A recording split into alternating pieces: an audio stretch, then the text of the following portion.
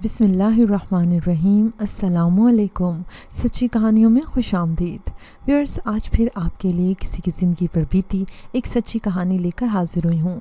नए आने वाले साथियों से गुजारिश है कि अगर अभी तक आपने हमारा चैनल सच्ची कहानियाँ सब्सक्राइब नहीं किया तो इसको लाजमी सब्सक्राइब कर लीजिए। चलें अपनी कहानी शुरू करते हैं। मेरा नाम असरा है। आज मैं आपको अपनी सच्ची कहानी सुनाऊंगी। जिन दिनों मेरे माँ बाप का इंतकाल हुआ, मेरी उम्र सिर्फ 6 बरस थी। वो मुझे खाला के पास छोड़कर एक शादी में शिरकत के लिए गए थे।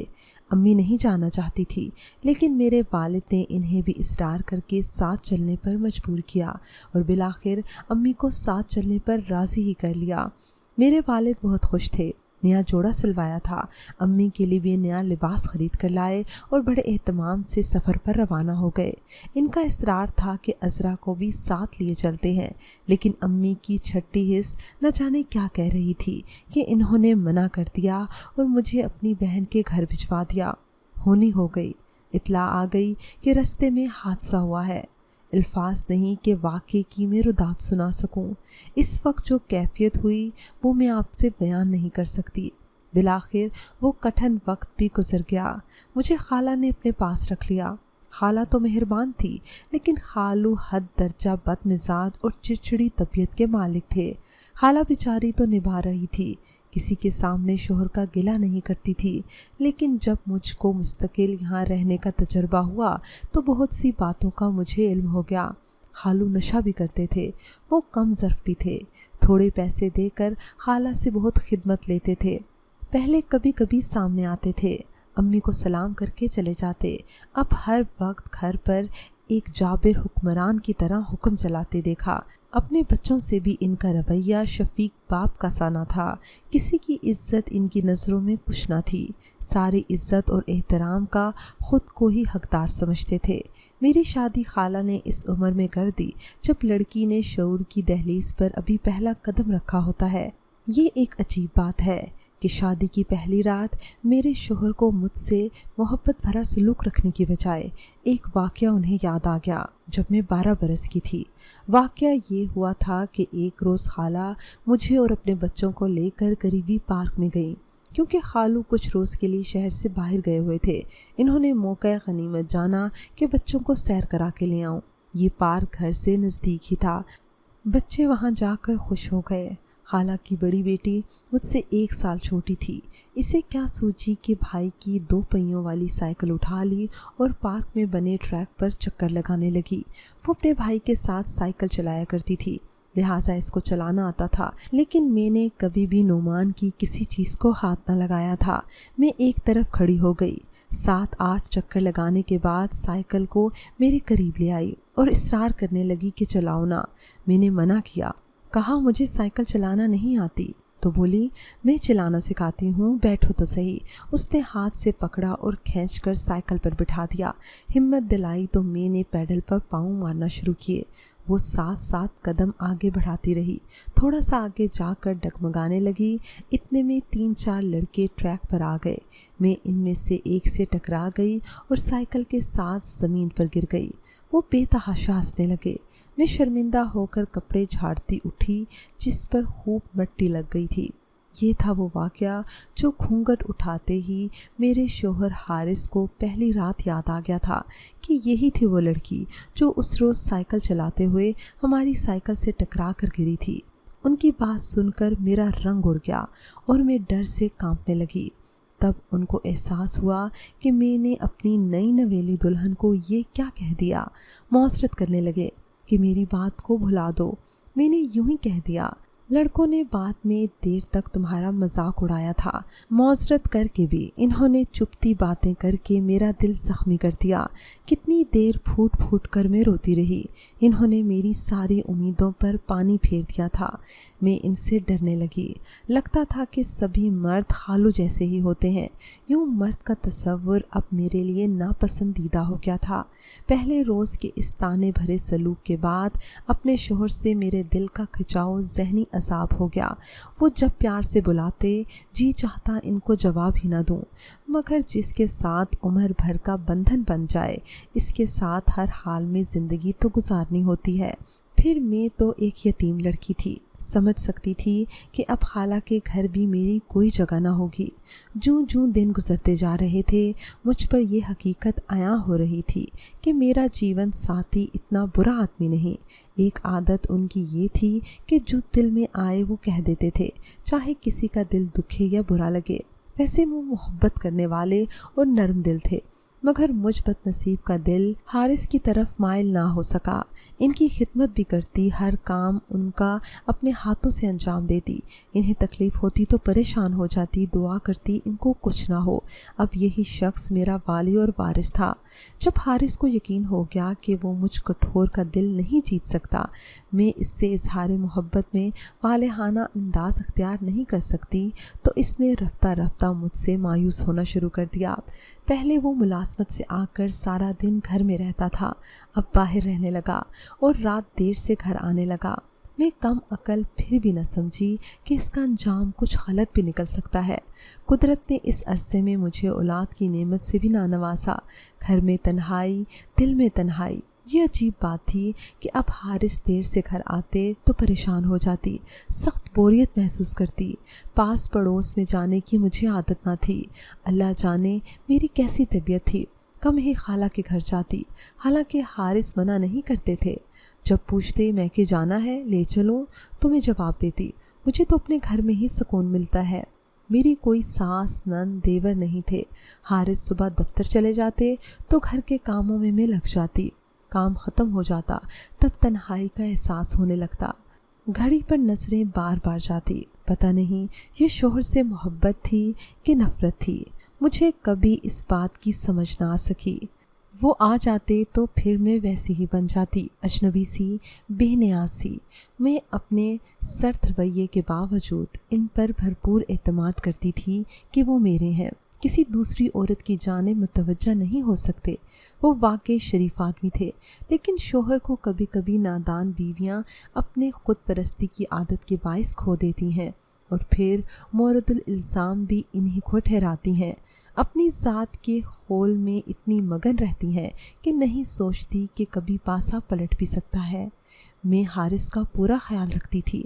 जब भी आते खाना गर्म करती, लेकिन रवैया हमेशा ठंडा रखती। तमाम वक्त उनके घर होते यूं चुप रहती जैसे मुझे सांप सूंघ गया हो। हर बात की एक हद होती है, इनके सब्र की भी एक हद थी। बिलाखिर इन्होंने दूसरी शादी का फैसला कर लिया। औलाद तो हमारी थी ही नहीं कि कश्मकश का शिकार होते। निहायत खामोशी से ये कदम उठा लिया। जिस लड़की से निकाह किया उसको घर न लाए, उसके वालिदैन के पास रहने दिया।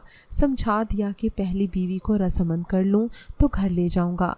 इन्होंने भी इस मजबूरी का सुनकर कि औलाद के लिए दूसरी शादी कर रहे हैं, बेटी का रिश्ता दे दिया। ये लड़की इनकी सगी मामू की बेटी थी। ये तो कुदरती बात है कि जब मर्द की ज़िंदगी में कोई नई औरत आ जाती है तो पहली बीवी से दूरी हो जाती है। वो भी मुझसे दूर होते गए। पहले देर से घर आते थे, अब रात गए आने लगे। तब मैंने शिकवा किया कि 2 बजे रात को आते हो, मैं अकेली होती हूँ, मुझे डर लगता है, आप ऐसा क्यों करते हो? बोले, तुम्हें तो मेरी रफ़ाकत से खुशी नहीं होती, लेकिन मुझे तो रफ़ाकत चाहिए। मैं बिल्कुल नहीं समझी। कहा कि दूसरी शादी का आरज़ूमंद हूँ, अगर तुमको बुरा ना लगे तो इजाज़त मांग रहा हूँ। तुम्हारी ज़िंदगी और हकूक़ में फ़र्क ना आएगा। जैसे अब हर शय तुम्हें पूरी करता हूँ मैं करता रहूँगा। दिल को धचका तो लगा, लेकिन अना की मारी कि मुँह से ये अल्फाज ही ना निकले, करना है तो आप कर लो शादी। तुम्हारी खुशी अगर इसी में है तो मैं क्यों रोकूंगी। समझ रही थी ऐसे ही कह रहे हैं। क्या खबर थी कि वो शादी कर भी चुके हैं। मेरा जहन हमवार करके अब इसे घर लाना चाहते थे। एक रोज़ मिस्त्री लाए और ऊपर वाला कमरा, स्टोर और छत वगैरह साफ़ करवा कर फर्नीचर जो ठीक हालत में था उसे कमरे में सेट करवा दिया और पर्दे वगैरह लाकर लगा दिए। स्टोर खाली किया तो इसके नीचे दीवार उठाकर 2 छोटे छोटे कमरे बना दिए। एक में चूल्हा रखा और दूसरे को स्टोर बना दिया। मैंने पूछा, ये सब क्यों कर रहे हो? क्या किराए पर उठाने का इरादा है?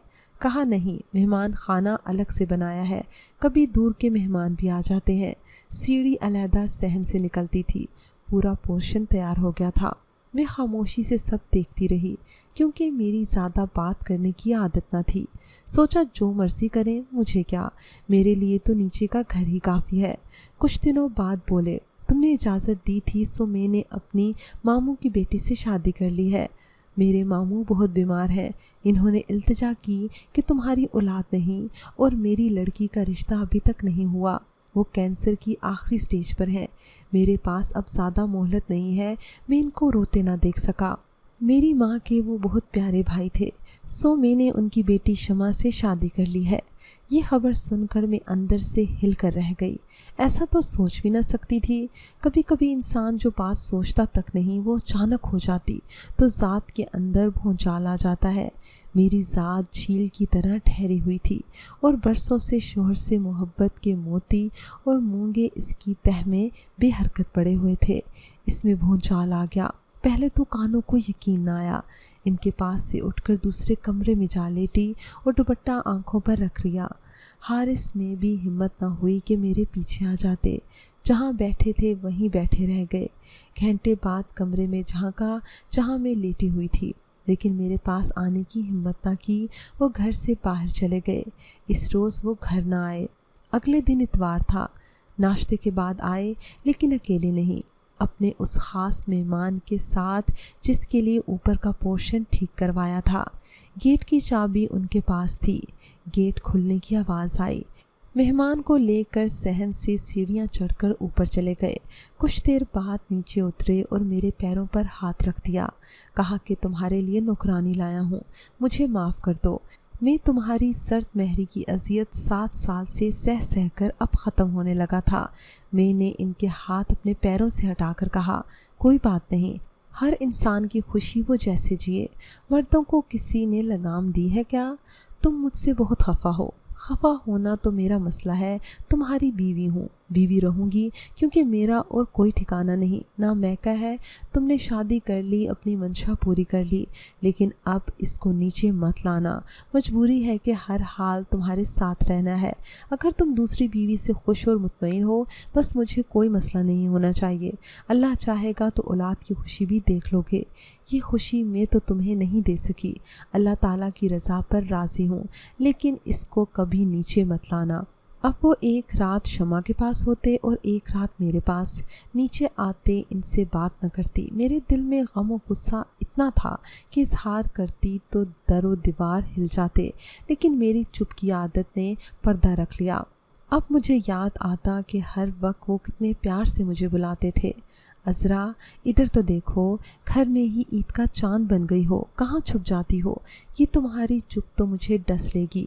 कभी कभी कह देती, ये क्या हर वक्त लाड करते रहते हो? मुझको ये सब अच्छा नहीं लगता। मुझे ये तुम्हारी हर वक्त की शोखियाँ अच्छी नहीं लगती। कमाल है भाई, अपनी बीवी के साथ शोखियाँ ना करूं तो किसके साथ करूं? दरअसल वो जिस कदर शौक मिजाज थे, मैं उनकी उलट थी। अब शायद मेरे अंदर की औरत जागी थी। सोतन को सर पर बैठा देखकर जी चाहता था वो पहले जैसे हो जाए। शौक मिजाज और चुलबुले हर दम मुझे देखा करते। जहाँ होती वो आ जाते। बावर्ची खाने में, सहन में कपड़े धो रही होती तो करीब कुर्सी डालकर बैठ जाते। फिक्रेबाजी करते, मेरे साथ साथ रहने की कोशिश करते जैसे परदेस से आए हों। हर वक्त मेरे दीदार के प्यासे हों और मैं बेनियाज हो जाती। किसी बात का जवाब ही ना देती, मुंह फेर कर अपने काम में लगी रहती। शोहर के ये चोंचले मुझे पसंद नहीं थे।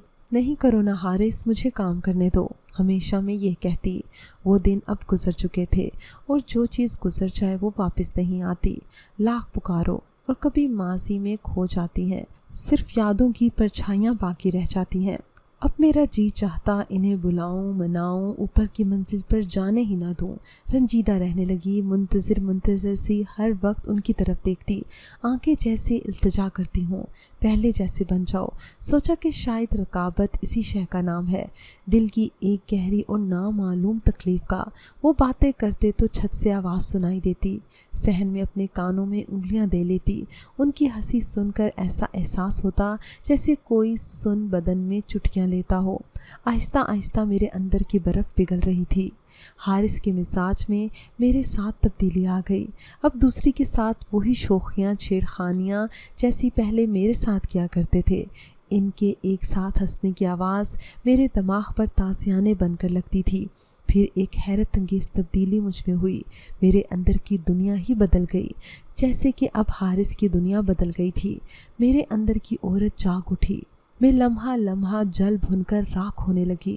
مجھے اعتراف ہے کہ زیادہ دن تک اس دکھ کو برداشت نہیں کر سکتی تھی۔ خالہ کے گھر سے فون آیا کہ خالو جان فوت ہو گئے تھے۔